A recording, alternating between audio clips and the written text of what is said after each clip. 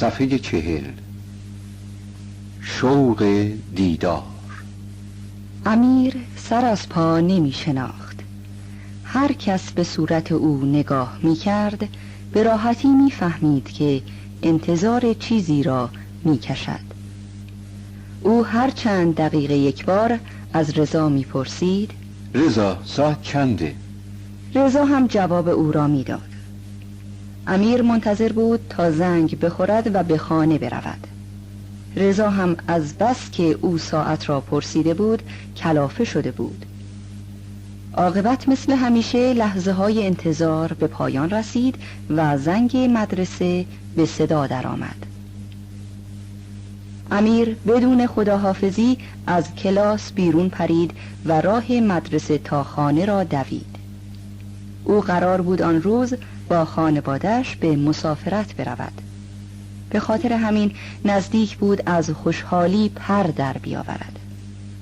وقتی به در خانه رسید دستش را روی زنگ گذاشت و انگار تا وقتی که در باز نشده نباید دستش را بردارد. صدای مادر را از حیاط شنید که با صدای بلند می گفت کیه؟ چه خبره مگر؟ الان آمدم بابا. وای زنگ سوخت. وقتی مادر در را باز کرد امیر حتی یادش رفت که سلام کند. همانطور که نفس نفس میزد گفت مامان بابا آمده؟ نه ولی حالا دیگر باید پیدایش شود. ببینم با این زنگ پدر مرده دعوا داشتی مگر؟ پس سلامت کو؟ امیر سلامی کرد و به اتاق رفت. خانه ساکت بود. عکس داداش محسن توی قاب فلزیش به امیر لبخند میزد. صدای مریم کوچولو به گوش امیر میرسید که با عروسکش حرف میزد. امیر به زودی لباسهای سفرش را پوشید و حاضر شد. اما مریم کوچولو هنوز سر لباس بهانه میگرفت. عاقبت پدر از سر کار به خانه آمد و نهاری خورد تا اینکه عقربه های ساعت 4 بعد از ظهر را نشان دادند. در این وقت همگی به طرف ایستگاه قطار راه افتادند. خیلی وقت بود که قطار راه افتاده بود. پدر و مادر هر کدام روی تخت خودشان خوابیده بودند. فقط امیر و مریم بیدار بودند.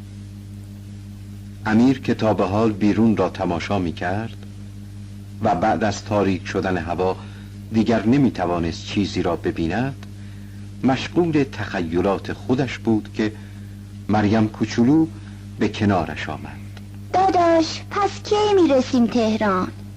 نمیدانم ولی صبح حتما در تهران هستیم.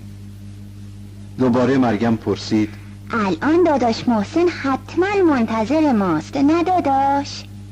امیر نفس عمیقی کشید و گفت آره الان او منتظر است که ما را ببیند. دیروز بابا به او گفته بود که جمعه برای ملاقاتش به تهران می آییم. راستی مریم دلت برای داداش محسن تنگ شده؟ مریم صبر نکرد و گفت خب معلوم است دیگر، آخر من او را خیلی دوست دارم. هر وقت داداش از جبهه می آمد پوکی فشنگ برایم می آورد، برایم بستنی می خرید. مریم کوچولو بعد سرش را روی پای امیر گذاشت و همینطور که حرف میزد خوابش برد. امیر دلش گرفته بود، یاد گذشته ها افتاد. صحنه آخرین خداحافظی محسن را هرگز از ذهنش خارج نمی کرد. محسن پیشانی امیر را بوسیده بود و گفته بود خداحافظ رزمنده آینده. امیر فکر میکرد خداحافظی برادرش طور دیگری بود. ناگهان فکر کرد جلوی خانهشان است و مردم زیادی آنجا هستند و برادرش را روی دست گرفتند و شعار میدهند محسن جان منزل نو مبارک.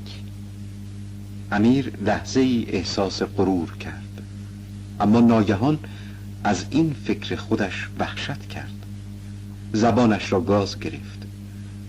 توی دلش طور دیگری شد. به خودش گفت نه، داداش محسن من زنده است. او مجروح شده و در بیمارستان خوابیده. در این فکرها بود که کم کم خوابش برد. ولی خیالها و فکرها ذهنش را مشغول کرده بودند و نمیگذاشتند بخوابد. قطار آرام آرام و در حالی که مثل گهواره تکان میخورد پیش میرفت. رفت و آمد مسافرین در سالن کم شده بود. امیر از گوشه پرده سالن را نگاه میکرد. در همین موقع دید که برادرش محسن در را باز کرد و آمد و پهلویش نشست. امیر از دیدن برادرش خیلی خوشحال شد. میخواست پدر و مادرش را صدا بزند، اما محسن گفت صبر کن، فردا صبح مرا میبینند. آن وقت دو برادر شروع به صحبت کردند. همینطور مشغول بودند که امیر دید چند نفر به داخل کوچه آمدند. آنها که لباسهای سفید رنگی پوشیده بودند از محسن خواستند تا با آنها برود. محسن لبخندی زد و از امیر خداحافظی کرد. امیر مات و مبهوت به این صحنه نگاه میکرد. محسن به راحتی داشت از او جدا میشد. یکی از آن سفید پوشها به امیر گفت با برادرت خداحافظی کن، چون ممکن است دیگر او را نبینی. امیر وحشت کرد. آن مرد چه گفت؟ امیر از ترس فریاد زد و چهره نورانی محسن از نظرش محو شد. امیر ناگهان از خواب پرید. پدر از صدای فریاد امیر متعجب شده بود، اما زود فهمید که امیر خواب می‌دیده است. کمی با او شوخی کرد تا سر حال بیاید، اما امیر دیگر امیر بازیگوش دیروز نبود. آنها به تهران رسیده بودند. تهران شلوغ بود و خیابانهایش پر از آدم. مریم آدمها و ماشینها و مغازه‌ها را نگاه می‌کرد، اما امیر فقط به محسن و خوابی که دیشب دیده بود فکر می‌کرد. معنای خواب چه می‌توانست باشد؟ نکند محسن شهید شده است؟ در همین فکرها بود که خود را جلوی بیمارستان دید. بیمارستان ساختمان زیبا و بلندی بود. پدرش به کمک دیگران توانست طبقه و بخشی را که محسن در آن بستری بود پیدا کند. امیر رنگ و روی خودش را باخته بود. آنها سوار آسانسور بیمارستان شدند. آسانسور هرچه بالاتر می رفت امیر بیشتر بیحال می شد. خودش هم نمی دانست چرا. همه فکرش این شده بود که محسن شهید شده. اگر شهید نشده پس آن خواب چه بود؟ آسانسور به طبقه 7 رسید. بیمارستان تمیزی بود. همه درها و دیوارها زیبا و پاکیزه بودند. پدر از پرستار بخش اتاقی را که محسن در آن بستری بوده خواست. پرستار گفت اسمش چه بود؟ پدر گفت محسن. پرستار تا این اسم را شنید کمی رنگ و رویش عوض شد. پدر، مادر و امیر از این حالت پرستار هراسان شدند. در این میان مریم کوچولو بی توجه بود، اما امیر انگار که آب سرد رویش ریخته باشند تمام بدنش احساس سرما می کرد. پدر سعی کرد خونسردیش را حفظ کند. با این حال در صدایش لرزه‌ای افتاده بود. دوباره از پرستار پرسید شما اطلاعی از او ندارید؟ پرستار سرش را بلند کرد و آرام، طوری که فقط پدر بشنود، گفت: ما 2 محسن داریم که یکیشان دیشب شهید شده. فامیلی محسن شما چیست؟ پدر وحشت کرده بود. با این حال با خونسردی گفت: فامیلیش حسینی است، محسن حسینی. او شهید شده؟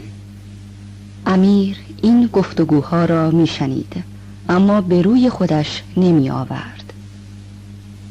پرستار اسم فامیل را که شنید، نگاهی به چهره سرخ شده پدر انداخت و با لبخند گفت: حسینی روی تخت 14 خوابیده، اتاق اول سمت راست. نسیم خوشحالی در سالن وزیدن گرفت و به چهره خانواده امیر شادابی بخشید. امیر شماره تخت را که شنید به طرف آن دوید. با هیجان داخل اتاقی شد که 2 تخت در آن قرار داشت. امیر محسن را دید و از خوشحالی چشمانش برق زدند. لحظه‌ای بعد او در آغوش برادر مجروحش بود. صفحه 59. همسایه فقیر. پسر کوچولویی دوان دوان و نفس زنان به خانه آمد و به مادرش گفت: میدانی همسایه ما چقدر فقیر است؟ مادر؟ مگر چطور شده؟